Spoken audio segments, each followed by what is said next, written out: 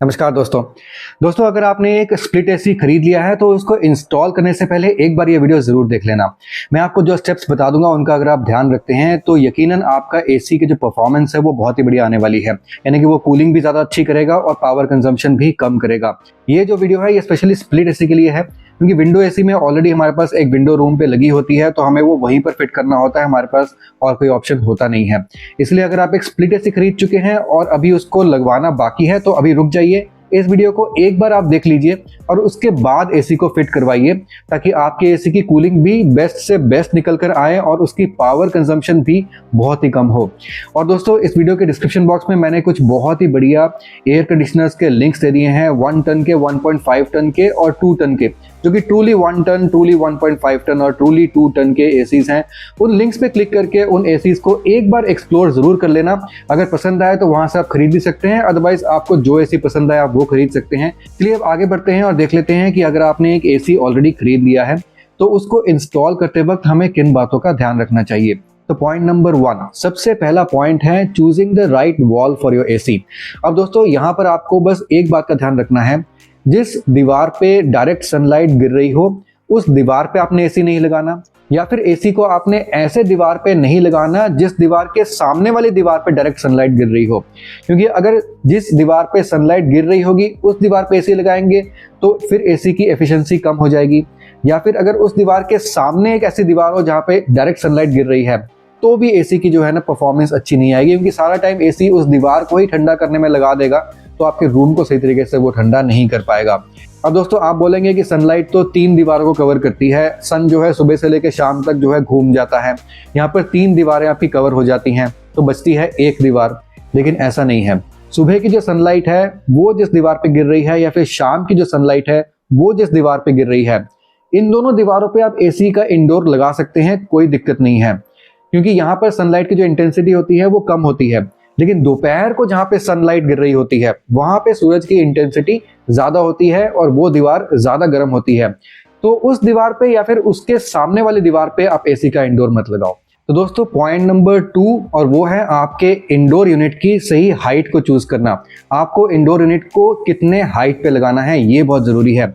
अब दोस्तों यहाँ पर आपको बस 2 चीजों का ध्यान रखना है, एक ये कि आपके इंडोर यूनिट और आपके सीलिंग के बीच में कितनी जगह छोड़ी हुई है, और दूसरी ये कि आपके इंडोर यूनिट और आपके फ्लोर के बीच में कितनी जगह है।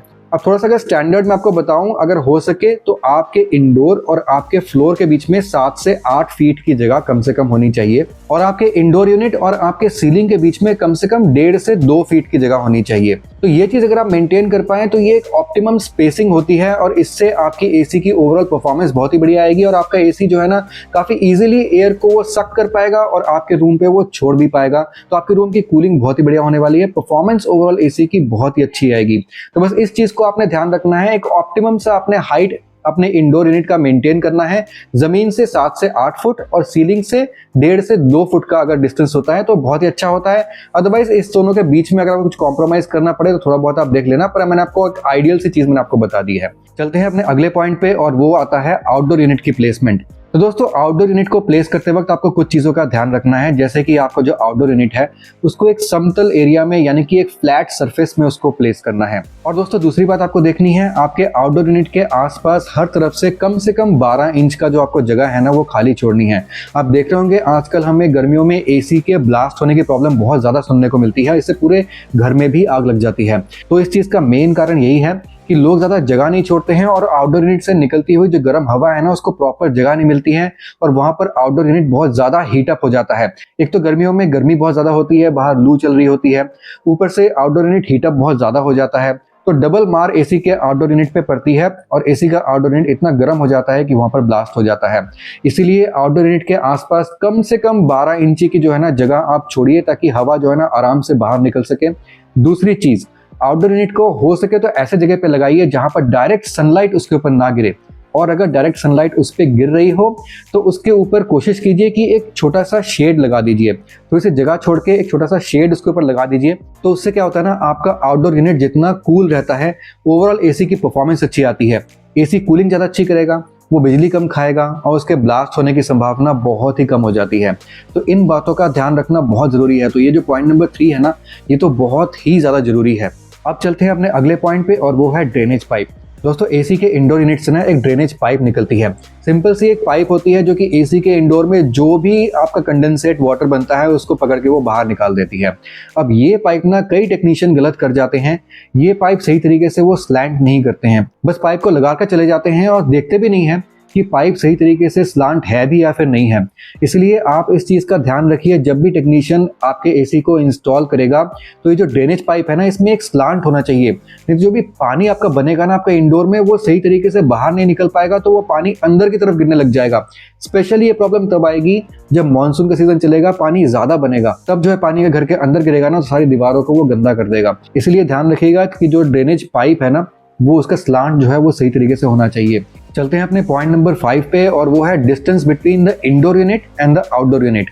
आपका जो एसी का इंडोर यूनिट है और उसके आउटडोर यूनिट के बीच में जितना मिनिमम डिस्टेंस होना, आपके एसी की परफॉर्मेंस, आपकी एसी की एफिशिएंसी उतनी ही बेहतर निकल कर आती है।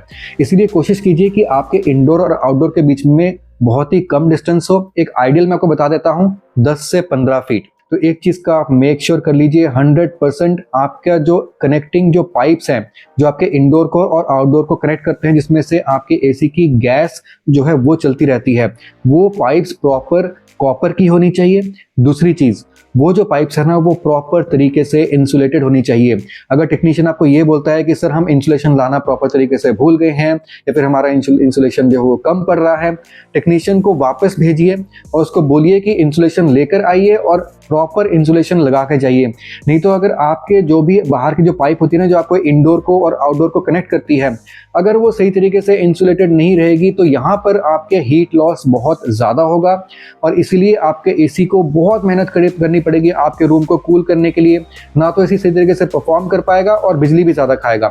इसीलिए मेक श्योर कीजिए कि 10 से 15 फीट का डिस्टेंस हो आपके इंडोर और आउटडोर के बीच में। लेकिन अगर आप ये जो है कम से कम डिस्टेंस अपने आउटडोर और इंडोर के बीच में नहीं रख पाते हैं तो इस बात का आप जरूर ध्यान दीजिए कि आपकी जो कनेक्टिंग पाइप्स है वो प्रॉपर तरीके से इंसुलेटेड हों। चलते हैं अपने अगले पॉइंट पे और दोस्तों अगला पॉइंट है स्टेबलाइजर। अब ये चीज मैं अपने कई वीडियोस में बताता रहता हूं कि आप चाहे ऐसा एसी भी ले, जो कि आजकल ऐसे एसी ज्यादा मिलते हैं जिनमें स्टेबलाइजर इनसाइड होता है, ये स्टेबलाइजर की जरूरत पड़ती ही नहीं है, उसके पीसीबी में ऑलरेडी ऐसा इंतजाम किया होता है कि आपको उसके अंदर का स्टेबलाइजर मिल जाता है। इसकी वोल्टेज रेंज भी अच्छी होती है देखा जाए तो, लेकिन फिर भी मेरे हिसाब से आप अगर 40 से 50 हज़ार रुपए का एक एसी खरीद रहे हैं, वो सस्ता तो होता नहीं है, तो आप कम से कम 2 से 3 हज़ार रुपए थोड़े से और लगा के आप एक स्टेबलाइजर जरूर लगा लीजिए। क्योंकि आप कुछ नहीं कह सकते कब अचानक से बिजली ज़्यादा आ जाए फिर कम आ जाए और आपका पीसीबी अगर एक बार ख़राब हो जाता है तो बहुत मोटा खर्चा आ जाता है और यहाँ पर आपका पीसीबी जो है वो रिप्लेस ही करना पड़ता है, उसमें रिपेयर जनरली होता नहीं है। चलते हैं अपने अगले पॉइंट पे और वो है चेकिंग द गैस प्रेशर।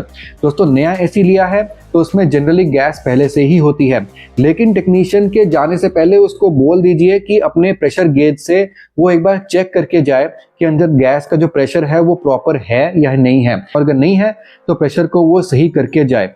आपके अगर एसी के अंदर गैस की प्रेशर सही नहीं होगी तो फिर एसी तो उतनी एफिशिएंसी से कूल कर ही नहीं पाएगा जितने टनेज का एसी आपने लिया है। तो इसलिए इस बात का ध्यान रखना बहुत ज़्यादा ज़रूरी है। तो बस यही कुछ पॉइंट्स है जिनका आपको ध्यान रखना है अगर आपने एक स्प्लिट एसी ऑलरेडी ले लिया है। अगर अभी एसी नहीं लिया है, अभी आप सोच रहे हैं कि कौन सा एसी खरीदें, तो इसके लिए मैं ऑलरेडी एक complete and detailed AC buying guide बना चुका हूं जो कि बहुत ज़्यादा डिटेल्ड है और एक रेडी रेफरेंस है उन लोगों के लिए जो एक नया एसी खरीदना चाहते हैं, ताकि आपसे कोई भी इंपॉर्टेंट पॉइंट मिस ना हो। उसका लिंक मैं इस वीडियो के डिस्क्रिप्शन बॉक्स में दे दूंगा, उसको भी एक बार आप देख लेना ताकि आपका एसी बाइंग जो है ना काफ़ी ईजी हो और आप एक सही प्रोडक्ट खरीद पाएँ। चलिए मैं आपसे मिलता हूँ अगली वीडियो में, तब तक के लिए सुदीप साइनिंग ऑफ।